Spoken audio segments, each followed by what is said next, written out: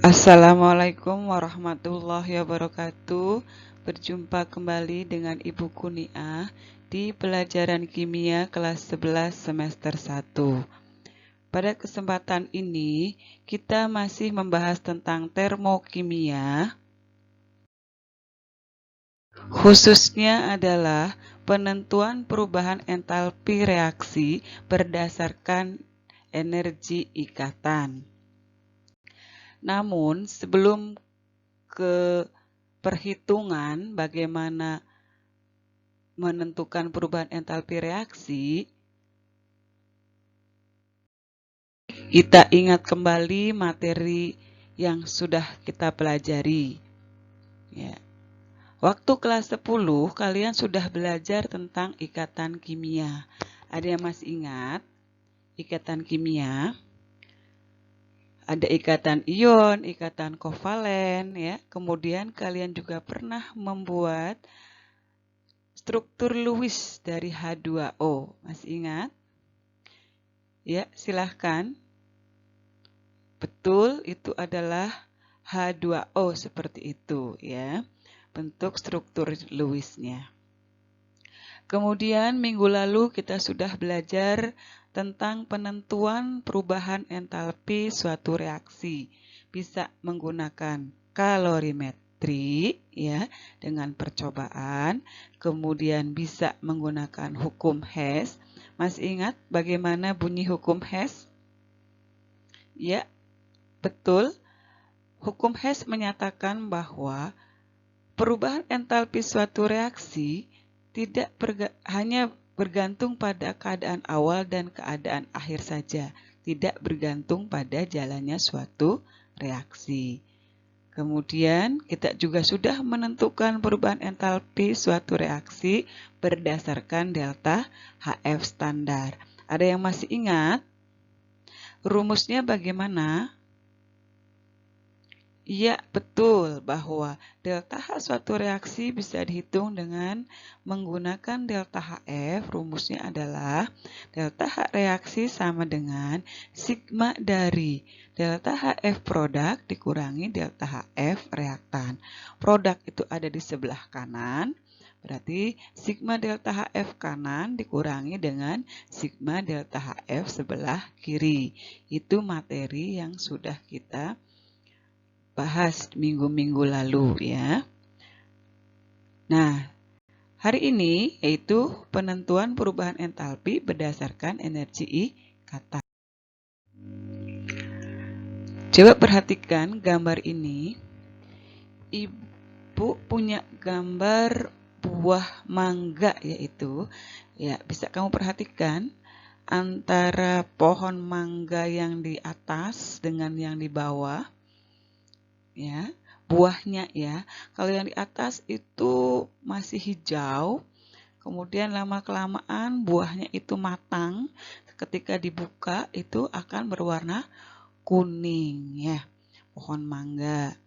Kemudian ini juga ada pohon stroberi ya, buah stroberi. Di situ nampak ada yang warna putih, hijau, bahkan yang merah. Mana yang dikatakan matang? Yang dikatakan matang adalah warna merah. Silahkan, apakah ada pertanyaan? Silahkan susun oleh kalian pertanyaan. Ya, itu adalah proses pematangan buah ya berarti. Ya, betul di antara kalian ada yang menanyakan mengapa buah itu bisa matang ya? Ya, kenapa? Ya. Lagi di sini ada gambar seorang dokter sedang mengambil dari ampul ya, sedang diambil pakai injek. Kemudian injek itu kira-kira apa ya? Disuntikkan ke pasien yang sedang membuka mulut. Ini berarti bisa kita duga bahwa itu adalah obat bius ya, saat pasien mau dicabut giginya atau ada operasi kecil, maka harus dibius terlebih dahulu. Ada pertanyaan? Ya, Betul pertanyaan kalian. Obat bius itu mengandung apa ya, Bu? Ya. Oke. Terus pertanyaannya, mengapa buah-buahan bisa matang? Karena ini ya, Dek, di dalam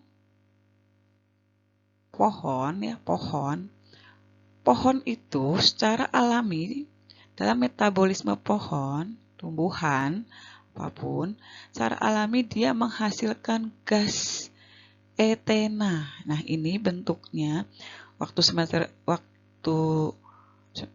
bab 1 kita sudah belajar tentang ini. Ini adalah etena atau dikenal dengan etilen ya. Nah, gas ini yang menyebabkan mengapa buah itu bisa menjadi matang. Selain buah jadi matang, dedaunan juga kenapa bisa menguning, itu karena ada etena atau etilen ya. Pematangan buah dipengaruhi oleh suatu hormon. Nah, kalau di biologi ini sebutnya hormon etilen ya. Itu terbentuk secara alami, dibentuk oleh tumbuhan itu sendiri. Nah, satu-satunya hormon yang berbentuk gas ya ini, hormon etilen. Dia mudah menguap. Nah, karena mudah menguap, maka para petani kita pernah perhatikan ketika buahnya sudah mulai tumbuh, buah mangga misalnya, itu mereka membungkus buah mangga itu dengan plastik ya, dengan plastik. Nah, kenapa dengan kantong plastik? Itu karena untuk menampung gas etena itu, sehingga proses pematangan buahnya lebih cepat. Jadi ada mengapa buah itu bisa matang? Karena ada etena atau gas etilen ya. Dan di dalam obat bius ya. Dalam obat bius ini mengandung kloroetana. Ini juga pernah kalian pelajari saat hidrokarbon kemarin. Kloroetana. Kloroetana ini digunakan sebagai anestesi lokal. Anestesi itu obat bius lokal ya. Daya anestesi yang mudah menguap sehingga menurunkan suhu kulit. Suhu kulit kita turun membuat saraf kurang sensitif. Nah, akhirnya kita disayat ya, kulitnya disayat-sayat juga tidak terasa. Disayat-sayat saat operasi maksudnya ya, itu tidak terasa karena ada bius atau anestesi ya.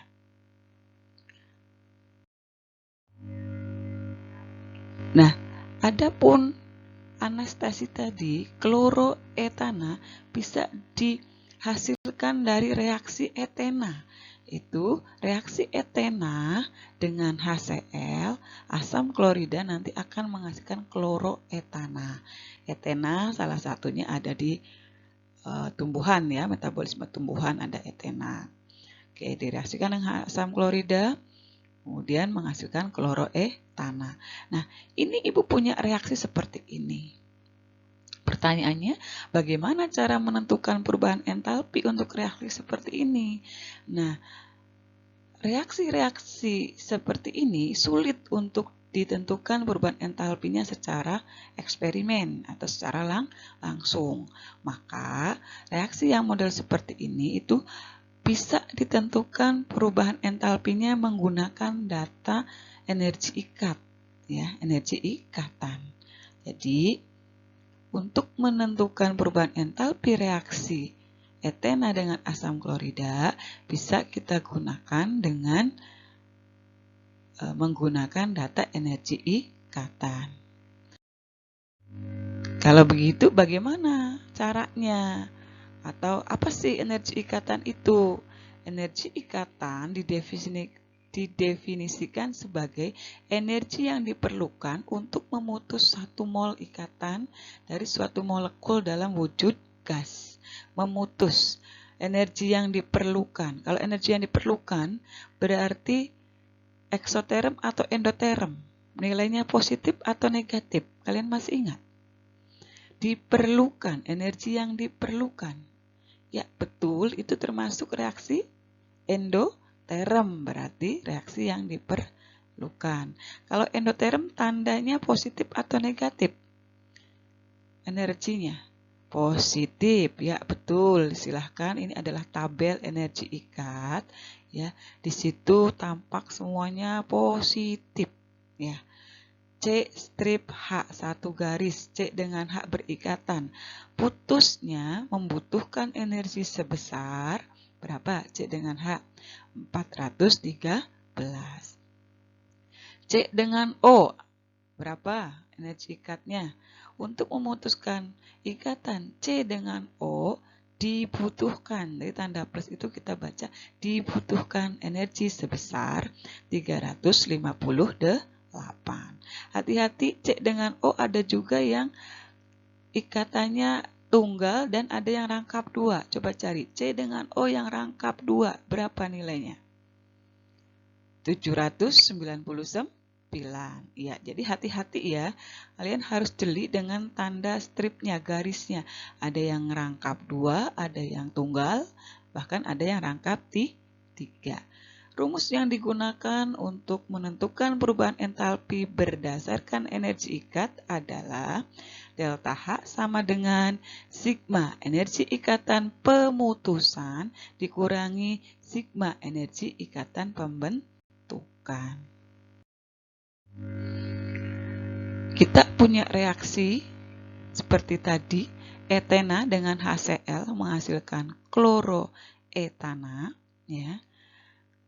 Kemudian rumus yang tadi, ini rumusnya. Nah, berarti kalau kita mau menentukan perubahan entalpi berdasarkan energi ikatan, kita harus punya data dan rumus, ya. Namun sebelum menggunakan rumus itu, coba kita pahami, di situ ada rumus energi ikatan pemutusan. Pemutusan itu yang mana? Kemudian ikatan pembentukan itu yang mana? Ya kan?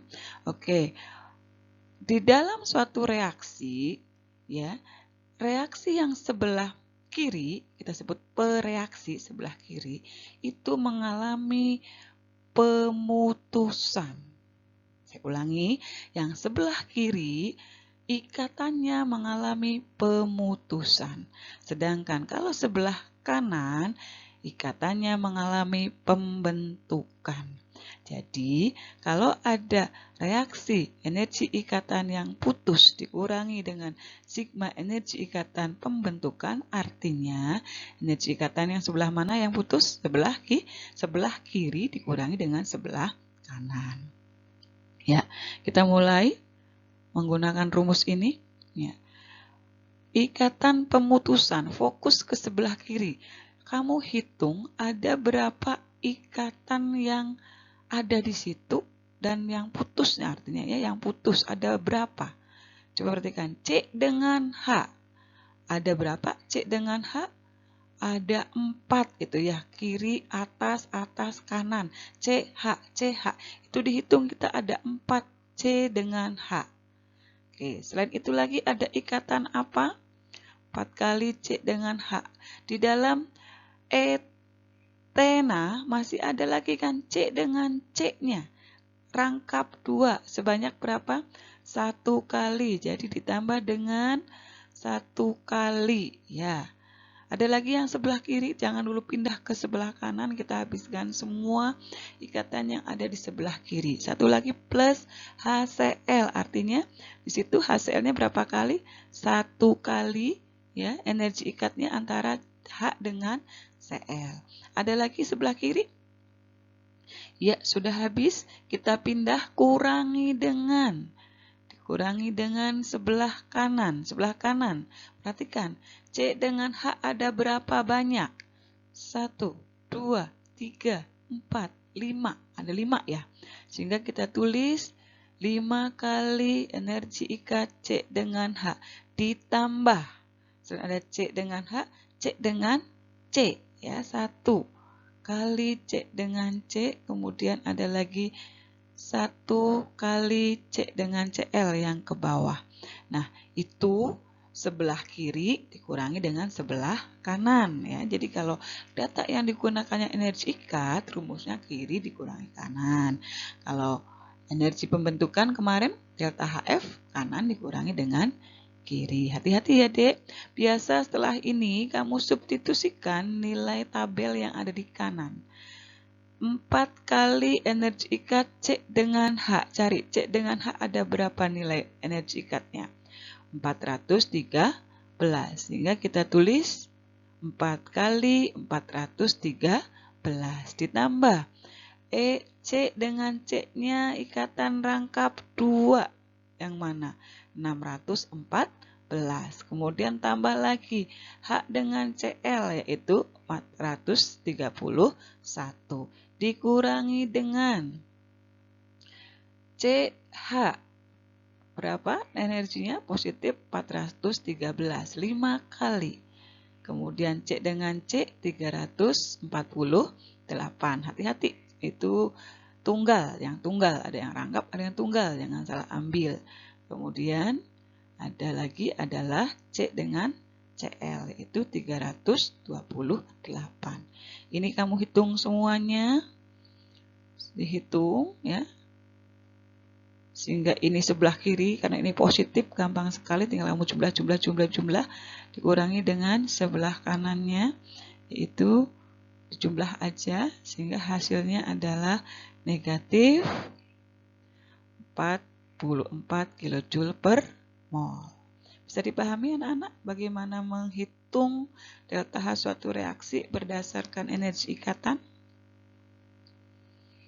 Paham ya? Oke, yaitu dengan cara cepat ya. Kita lihat cara cepat, mudah sekali. Jadi kita nggak langsung hitung, tapi coret-coret saja hal yang sama. Ya, perhatikan. Di sini ada sebelah kiri dengan sebelah kanan yang sama. Coret ikatannya, kemudian kita coret lagi yang atas, itu juga yang sebelah kanan ada. Kemudian atas lagi sebelah kiri, sebelah kanan juga ada. Ya, kemudian ada lagi di situ satu lagi, kita coret satu lagi.